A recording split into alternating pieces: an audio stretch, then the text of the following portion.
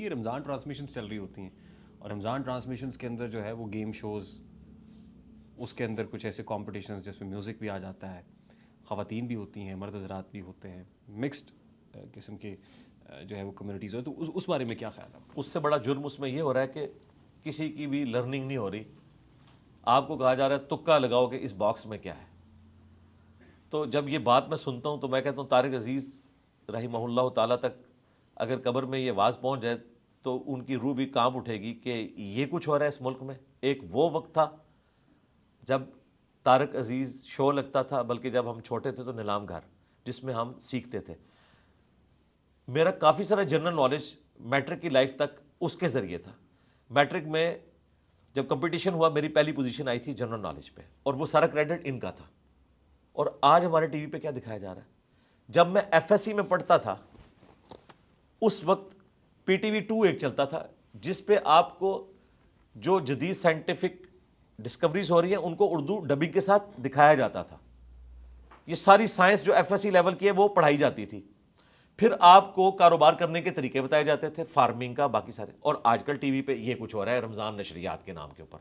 بھئی یہ نشریات تو ہمارے عقائد کو بھی خراب کر رہی ہیں، ہمارے معاملات کو بھی خراب کر رہی ہیں. اس کی بجائے کوئی آپ ایسا شو رکھیں جس میں لوگوں کی لرننگ ہو، کوسچن آنسر سیشن رکھیں، لوگوں کو سائنس کی تعلیم دیں، دین کی تعلیم دیں، کوئی انفارمیشن ملے.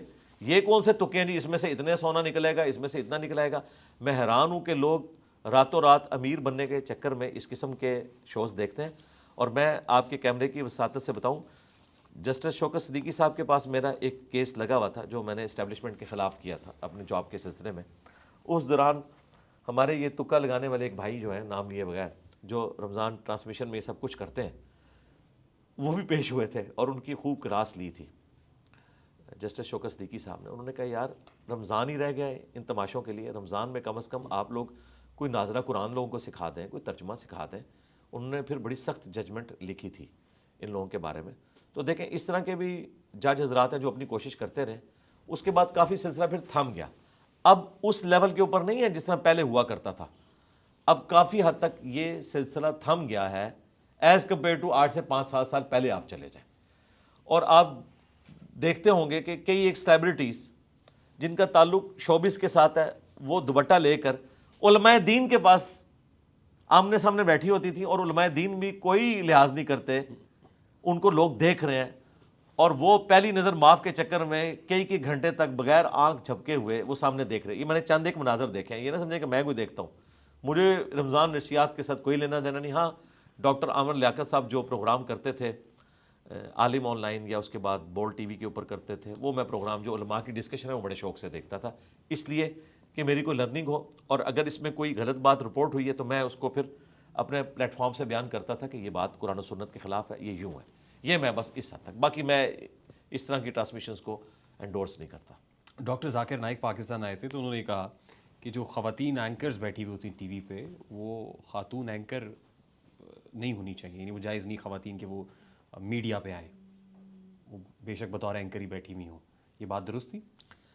میرا بھی اپنا ذاتی خیال یہی ہے کہ عورتوں کو ان کاموں میں نہیں پڑھنا چاہیے جس میں وہ مردوں کے ساتھ اس قسم کا انٹریکشن کریں.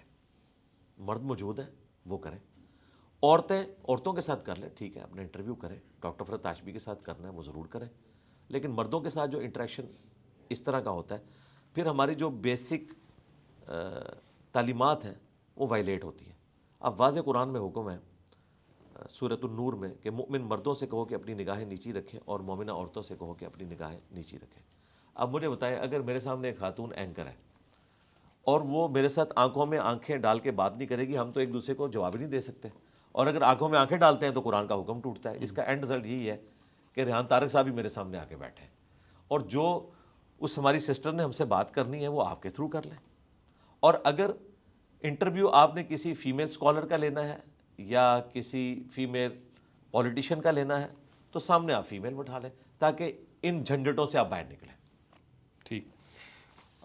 ویری کوئکلی، کوئی کوئکلی نہیں، آسانی سے کریں. ہو سکتا ہے اتنا کریٹیکل کوشچن ہو میں 5-10 منٹ اس میں بول دوں. نہیں بس مجھے آپ سے کچھ مشورے چاہیے کچھ لوگوں کے لیے. لوگوں کے لیے؟ جی، کچھ لوگوں کو کچھ مشورے دینے ہیں آپ نے. اچھا چلیں، اگر آپ مناسب ہاں جی سمجھیں ہاں تو جی، ظاہر ہے اب آپ آ گئے ہیں تو آپ کو ہم نے انٹرٹین تو کرنا.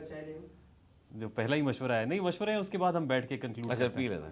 جو پہلا مشورہ ہے سر وہ ساحل ادیم صاحب کے لیے. کیا مشورہ ان کو دوں میں؟ جی مشورہ تو آپ نے دینا ہے. اچھا ایک لائن میں دوں یا پورا لیکچر دوں؟ ہم آپ کے پاس آ گئے ہیں، اب آپ جو مرضی کیجیے. چلیں میں کوشش کرتا ہوں کہ ایک لائن میں دوں. ساحل ادیم صاحب کے لیے میرا مشورہ یہ ہے کہ وہ اپنے غصے کو ذرا کام کریں. ان میں غصہ بہت زیادہ پایا جاتا ہے اور وہ اگریسو سٹائل کے اندر ہر وقت بات کرتے ہیں. کبھی میرے طریقے سے نارمل بھی بات کریں، میں بھی اگریسو بات کرتا ہوں لیکن ہمیشہ اگریسو نہیں رہتا، نارمل بھی رہتا ہوں. وہ ہر وقت اگریسو رہتے ہیں. ایگریشن کو کم کریں. ہاں جی اس کو کم کریں. ناصر مدنی صاحب کو کیا مشورہ دیں گے؟ ناصر مدنی صاحب تو ہمارے محبوب ایک مبلغ ہیں، ہم ان سے بڑی محبت کرتے ہیں. ہم انہیں کہتے ہیں کہ آپ جب مسجد کے ممبر پر بیٹھیں تو پولیٹیشنز کا مذاق نہ اڑایا کریں اور کوئی مثالیں دے لیا کریں. مفتی طارق مسعود صاحب. طارق مسعود صاحب تو بعض لائف چینجنگ لطیفے سناتے ہیں، وہ سناتے رہیں، کسی مولوی کی پرواہ نہ کریں، آپ لطیفے سنایا کریں، ہمیں بھی بڑا مزہ آتا ہے. بعض لطیفے تو واقعی بہت مزیدار ہوتے ہیں، میں شوق سے سنتا ہوں. آپ ان کی گفتگو کو لطیفہ سمجھتے ہیں؟ نہیں میں نے یہ نہیں کہا، ان کی گفتگو اچھی بھی ہوتی ہے. کچھ عرصے سے تو وہ ایسی باتیں کر رہے ہیں جو ان کے اپنے مکتب فکر کے بھی خلاف ہیں اور میں اسے اپریشیٹ کرتا ہوں. انہوں نے خود مانا کہ سب سے کم بدعت اہل حدیث کے اندر ہے، ہمارے فرقوں کے اندر بدعت ہیں، حالانکہ وہ اہل حدیث کے اپوزٹ ایک فرقہ ہے اور انہوں نے اچھی بات کی ہے، ہم اپریشیٹ کرتے ہیں اسے. مولانا طارق جمیل صاحب کو کوئی مشورہ دینا چاہیں؟ طارق جمیل صاحب سے ہم یہ عرض کریں گے کہ وہ پولیٹیشین سے اپنے آپ کو دور رکھیں. کبھی ایک پولیٹیشین کے ساتھ نظر آتے ہیں، کبھی دوسرے کے ساتھ، اور ہر کوئی انہیں اپنے نام کے اوپر کیش کرنے کی کوشش کرتا ہے اور اسی میں ان سے بعض اوقات مس ہینڈلنگ ہوتی ہے. آج کل جو اپنے بیٹے کے ساتھ پوڈ کاسٹ کر رہے ہیں، یہ سلسلہ جاری رکھیں، یہ بہت اچھا ہے، ہم شوق سے دیکھ رہے ہیں ان کو. مفتی کبھی کو کیا مشورہ دیں گے؟